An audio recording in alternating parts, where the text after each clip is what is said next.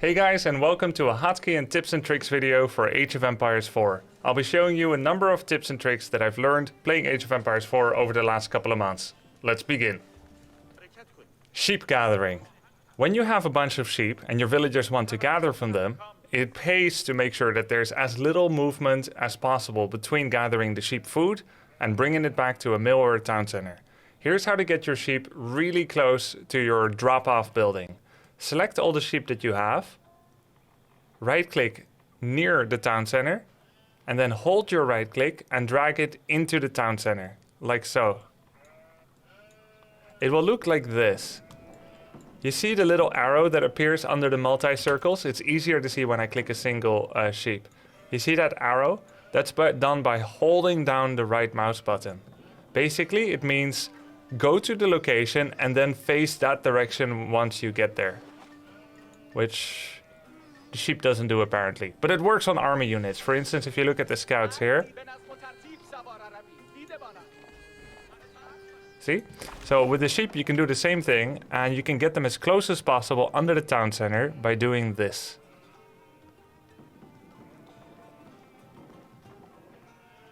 These four are the closest as possible under the town center, and there will be zero movement speed, zero movement time for villagers after harvesting them. You can take the outer sheep and do it one more time on another part of the town center.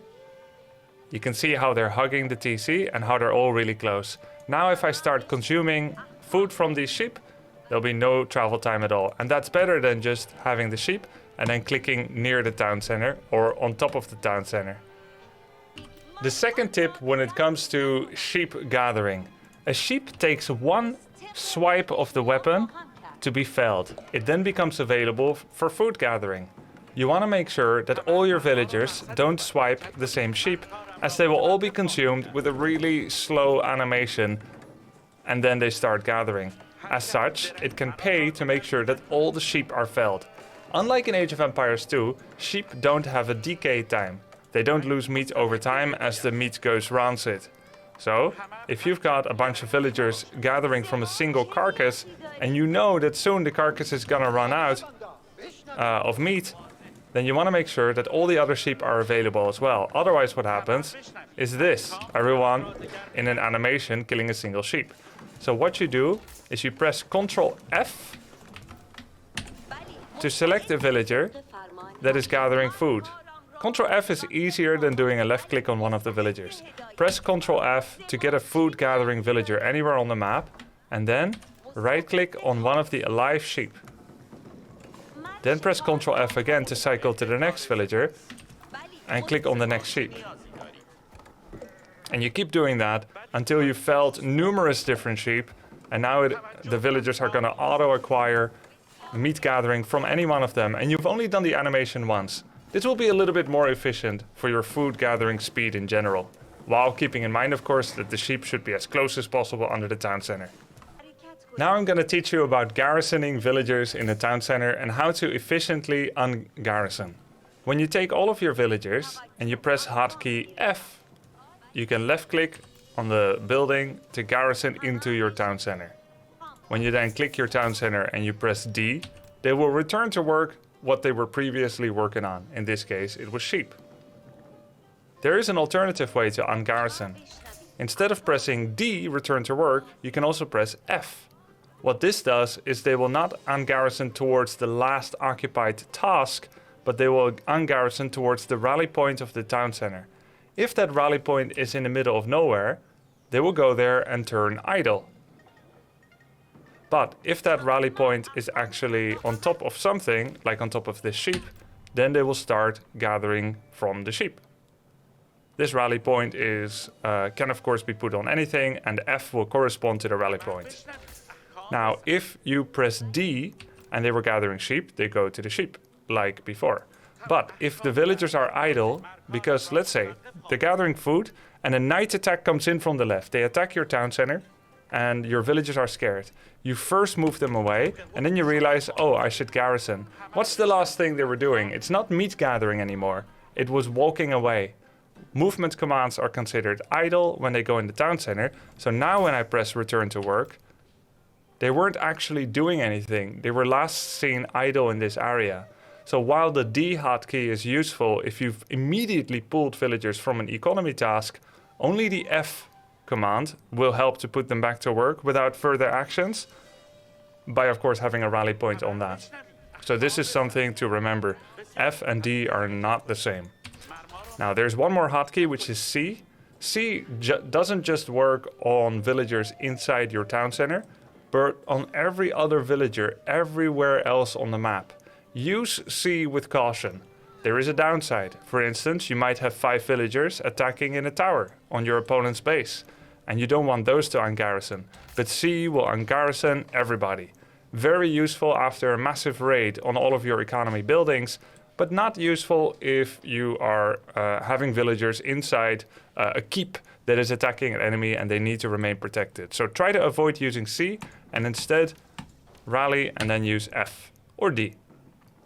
Here's the next tip when it comes to ungarrisoning villagers. After you've been attacked, or while you're being attacked, and you're constantly having to put your villagers in and out of your town center, it can be important to manipulate the direction that villagers come from when they come out of the town center. When you use the F command, villagers always pop out on the top right of the town center. Even when I put the rally to the bottom left, they will pop out on the top right and then go to the bottom left. This is unfortunate, but it means that an attacker can actually ambush your villagers on top of your town center more than anywhere else. Sometimes an attack may come from the top right, and it can be really annoying that your villagers keep coming out on the aggro side. There is one way around this, and it is not the F and rally. It is not the F hotkey with the direction of your flag. Strangely enough, you would imagine that the flag would matter the most. Here's how to do it. Make sure that the last economic task that the villagers were doing is in the bottom left of your town center. So find an economy point somewhere to the bottom left of your town center, click that once, then garrison them, and then ungarrison them using the D command. Alright, let's check it out how that works. Click on the stone, F inside the town center. I press D, they pop out to the bottom left. You can do this for any direction, just find some kind of distant economic point, and then you can choose where your villagers pop out of the town center. If you want to make a building, for instance a landmark, and you want to use 3 food villagers, you can go to your food villagers and try to box select 3. But chances are that you get too many. I've got 5 selected. I'll try again 3. Now I've got 2. Okay. So an easy way to get 3 food villagers is as follows. Press Ctrl F, which corresponds to any food villager. Right click, press Ctrl F, right click again, and press Ctrl F, right click. Now you've got 3 food villagers, and while I did this in slow motion, you can do this pretty quickly. As many times as you like, and then you can go make the landmark together, for instance a council hall. This is also useful if you're not looking at your base and you're attacking and you're fighting and you're microing and you need someone to come over and build a keep here. Ctrl W, build keep. Very useful. Ctrl W stands for wood. Wood for W. And now one of the villagers, doesn't matter which one, is coming over and is starting to build the keep. Useful to use Ctrl F, Ctrl G, Ctrl W and Ctrl S to correspond to those villagers gathering that resource to bring over someone to make a building or do something. Here's how to put multiple military buildings in one group and still have them rally to a different area.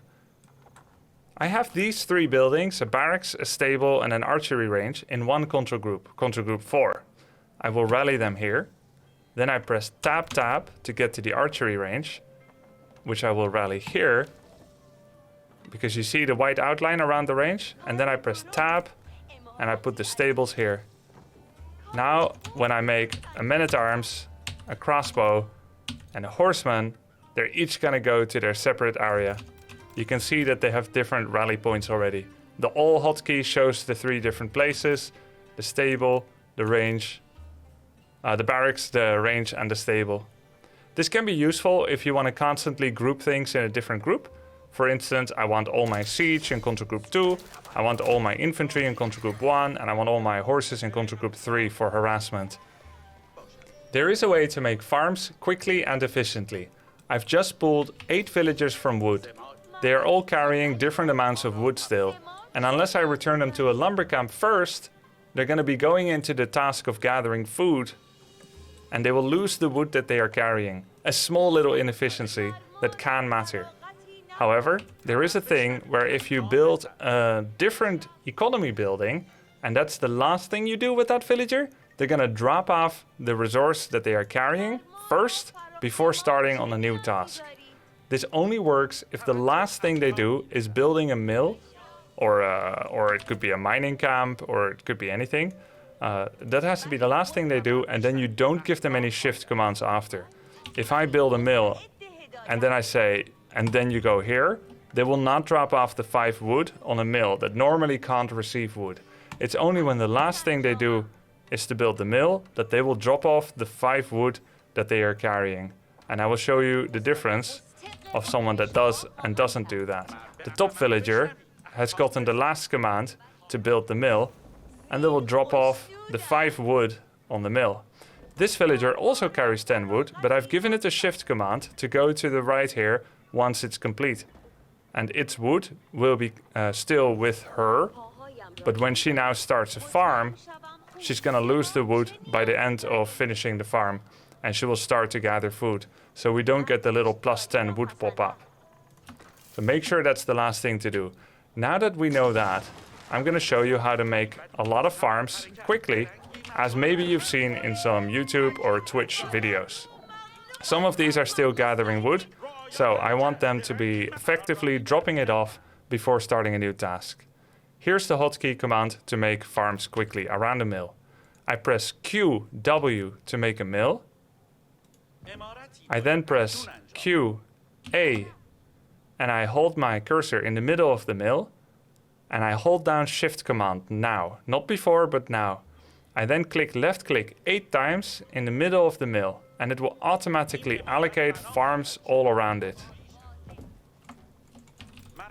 Okay, and then the last thing you do is you right click on top of the mill. They will all finish the mill together. They will drop off the resources that they are currently carrying, and then they will automatically go find the nearest farm fields to start gathering those. We can see the plus 4 food and the plus 24 wood. That's what they were carrying. Then they're going to find farm fields around them and start harvesting from them when the farms are done. And they're gonna start making farms, sowing the fields together.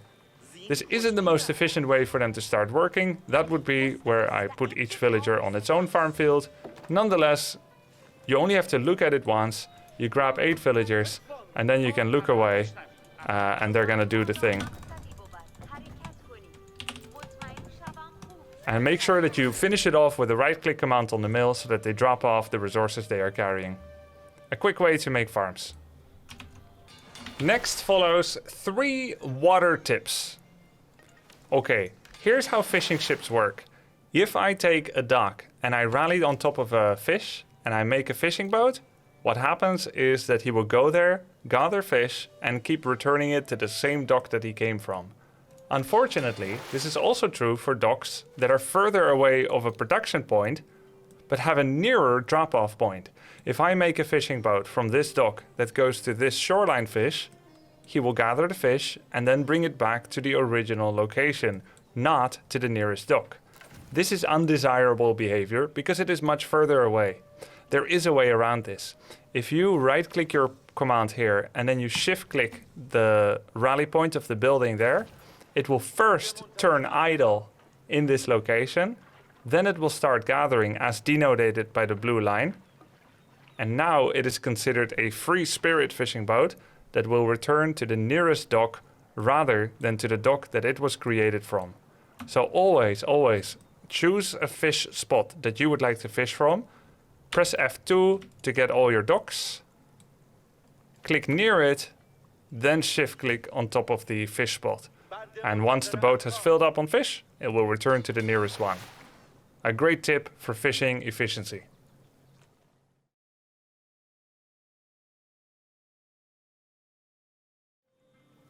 As you see now, the fishing boat is engorged on fish and it will return to the nearest dock it would have returned to the original dock had I rallied it directly.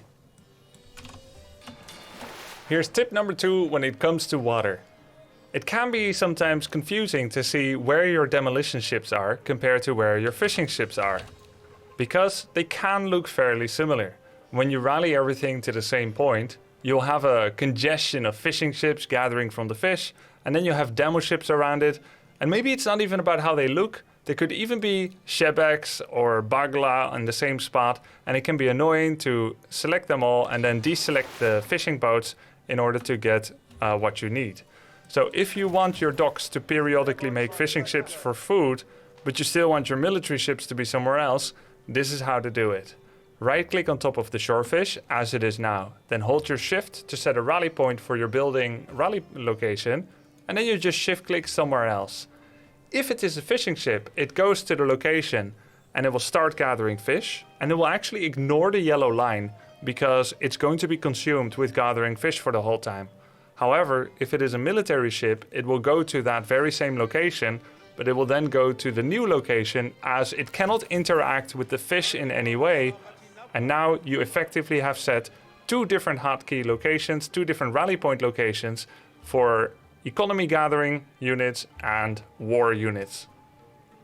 Note that you can combine tip number 1 and 2 together by putting a shift command in the idle waters, then rallying with shift right click on top of the fish, and then rallying away from it in order to have all your military building units end up over here, all your economy units here, while also returning to the nearest drop-off point. Both of these fishing ships are currently interacting with the nearest dock. They want to bring back the 40 food that they have to this dock. You can see this when I give them another command to gather fish. When I give them another command to gather fish, they say, hey, we're full already, we're going to return food to this dock. If I now send these fishing ships away and I right click on top of this shorefish all the way down here, watch what happens. Our goal is to abandon this dock. This dock is being attacked by towers and we want to interact with this dock and these fish. But because they remember where they came from, they're going to go all the way back to the first dock to bring back their food here. This is undesirable behavior because there is a Mongol tower rush breaking out right here. What we're going to do is we're going to drop off our food to our desired new drop-off point, this dock, and then shift click on top of these shorefish. We right click here and then shift right click on top of these fish. Now they say, okay, this is our new home port and we're going to be gathering from this fish. Now when they gather new fish from this point, they will go to the nearest dock as we want. So let's say you're a Delhi player and someone is Mongol tower rushing here and he puts up like 3 towers. You're okay, I got 7 fishing ships here. I'm gonna make a new dock. First I'm gonna take all my fishing ships, I move them to the vicinity here. Once the dock is finished, you take all your fishing ships, you right click on the new dock and then you right click on, shift right click on top of the fish. If you don't do it that way, you'll have your fishing boats unexplainedly going back to the point of danger. Let me teach you all about markets and trade posts. Markets can create traders that can have rally points to neutral trading posts in order to generate infinite resources. Every civilization can get infinite gold this way. There is a certain risk, of course. Traders can be killed before they drop off their resources, just like villagers can be killed when on economic tasks. To respect the danger of these traders going to neutral trade posts, the game is designed as follows. The further away the marketplace is from the trade post, the more your gains will be. Progressively so, not in a linear way. So if you see that the trading post, if you look at the minimap, is here, the most profitable and safe position for me to put a marketplace would be here at the top right of the map. This will generate the most gold, more than a short trade route. This will generate 4 gold. Maybe this will generate 200 gold per trader. It is a great way to get late game resources. But what is the best way of using traders and how to automate tasks that might otherwise take a long time? That's what I'm about to teach you. If we select the traders that we have here, we can see that each one has a trade route that corresponds to its original market, the one where it was trained. So if I send them into this trade post, they will all go back to the line, the blue line that is showing. Some of these, namely about 5 to 6 traders, will go to the current furthest market, but many of them will return to closed markets, and it won't really be cost efficient for a very long time for them to get so few resources. When I right click on the market, you can see that the blue lines will correspond to where they're going to, and that will also determine how much gold they're going to be carrying. This one will bring back 2 gold per trip, this one will bring back 11, these will bring back 6, but these are going to bring back 45. And if we put it in the corner, it's going to generate even much more. Now, let's show you how to fix this. You can go and press W, set home market, and choose to go to this market. Now all the blue lines correspond to there. It does reset the gold that they are currently carrying. It completely wipes it, you do not gain it, and they have to go on a new trip to the marketplace, to the trade post. So even if you press Ctrl-Shift-A to select all your units and you find your traders and you say, hey, this is your home market, that wipes their current trip, and that could cost you a lot of gold. So you don't actually want to do this, because not only is it multiple actions to constantly check your traders if they're going to the right home market, but because it wipes their gold.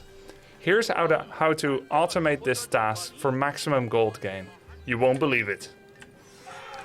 Take all your markets. I like to put them in hotkey 9. You can also find them on F4 or F6 or wherever you have it. I have it on F4, but some people may have it on F9. Take all your markets, click the trade post and make traders. If you do it this way, all of them will go back to the market they were trained from. But there's a really easy and unexpected way that you can actually fix this. You right click on top of the market that you want them to return to, and then you hold down Shift and you put a rally point on top of the trade post. While it may seem that all of them are going to send their trader ineffectually to the faraway market before going to the trade post, the game actually understands it, surprisingly, and instead of following this blue line, they will directly go to the trade post and then make their home market the market that's far away. As you can see, unexpectedly, the traders directly go to the trade post, and all of them will be collecting 45 gold on their first trip without any resets or extra actions, and they will go to the faraway marketplace. Super cool. Just discovered this actually. I was going to teach you something inferior, but apparently it works this way. I was using the other method until today. With that tip that I just taught you, you can now realize that what can be quite effective is that you build a marketplace next to the trade post, and you build a market in the corner of the map. You select the two of them, you click on the far market and then on the trading post, and then what you can do is that you only make traders from the nearby market, as they will not have the entire trip to deal with to go to the far market, and they will directly go to the source point, collect the gold, and have their very first trip pay off already.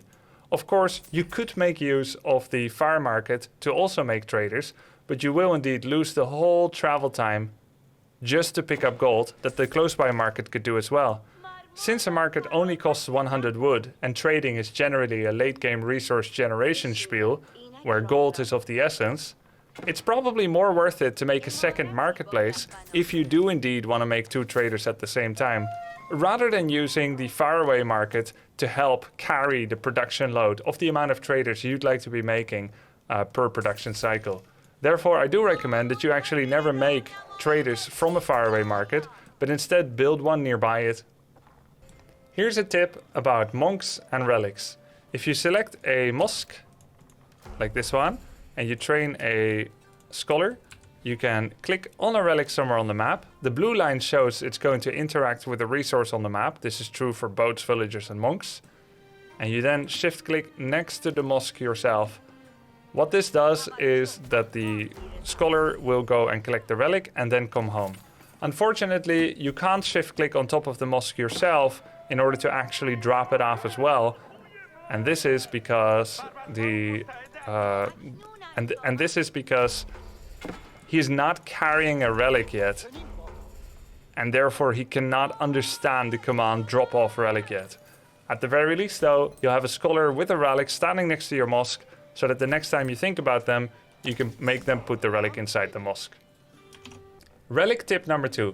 If you already have a relic inside of a mosque, like here, you can take a scholar, click a relic, with right click, then shift click on top of your mosque, find a new relic, right click that too, and shift click that on top of the mosque as well.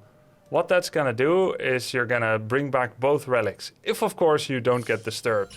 Like I mentioned, rallying out of the building on top of a mosque just brings back the scholar with the relic next to it, but in this way you can actually bring back multiple relics with one unit. This can be really useful when you are Rus and you've got warrior monks trying to collect as many relics as possible. But, like I said, it only works if you already have a relic inside the mosque. Then shift commands do work. Yep, that's my 17 tips in Age of Empires 4. If you have any other ideas about things you would like to have me explain to you, let me know in the comment section below and I can have a new idea. See you next video.